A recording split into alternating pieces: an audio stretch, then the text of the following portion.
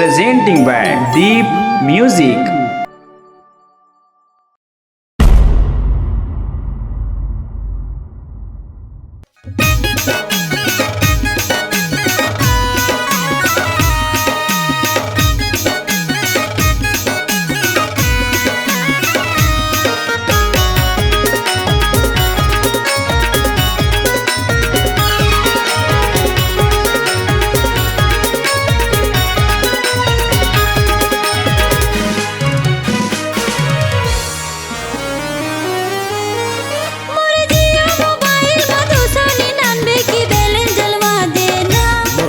मसी लिखाए है का दिल्ली बम्बई कलकत्ता चेन्नई सब शहर घुमा देना।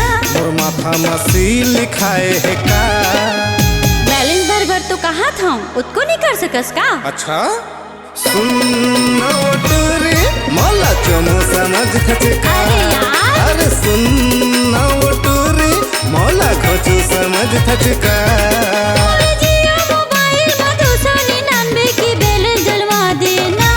माथा मसी लिखाए है का दिल्ली बम्बई कलकत्ता चेन्नई सब शहर घुमा देना। मोर माथा मसी लिखाए है का। अरे सुन अरे टूरी मौला चोमो समझ खचका।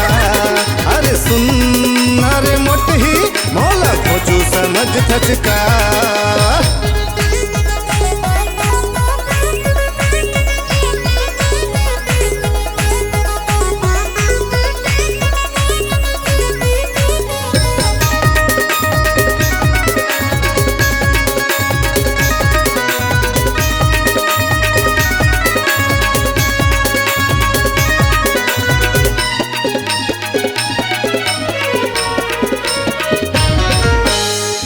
जैसे कतको टूरे देखे पहली टूरा लो फंसा थे। कौन बोली के नवा नवा कतको बहाना रोज मिले बरबला थे। अच्छा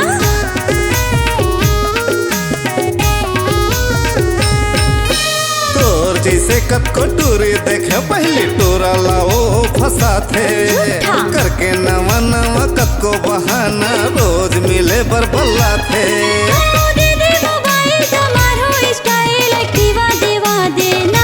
माथा मसी लिखाए है का बनके हीरोइन तोर दिल के हीरोइन तुला घुमाहू ना। माथा मसी लिखाए है का तो स्कूटी ले देना तो हम दोनों जन घूमबो। अरे चल अरे झूठी मौला चोमू समझ खचका। अरे चल अरे लबरी मौला बंधु समझ खचका।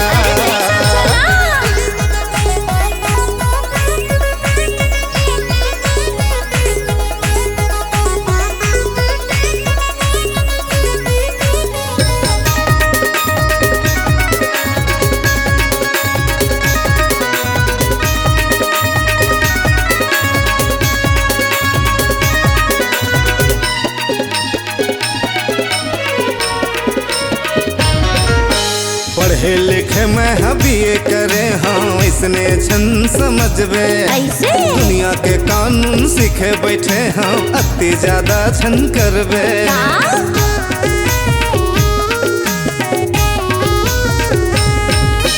पढ़े लिखे में बीए करे हाँ इसने छन समझबे। दुनिया के कानून सीखे बैठे हाँ अति ज्यादा छन करबे।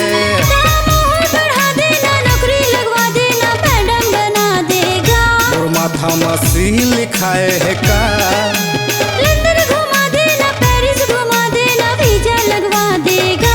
और माथा मसी लिखाए है का लंदन में ना सब चीजें सस्ता है वहाँ तो घुमा दे।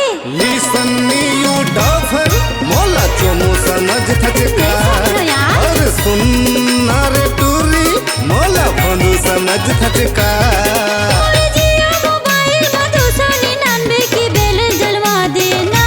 माथा मसी लिखाए है का दिल्ली बम्बई कलकत्ता चेन्नई सब शहर घुमा देना।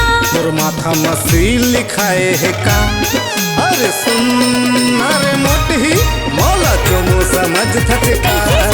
अरे सुन अरे भैंसी मौला चोमू समझ थचका।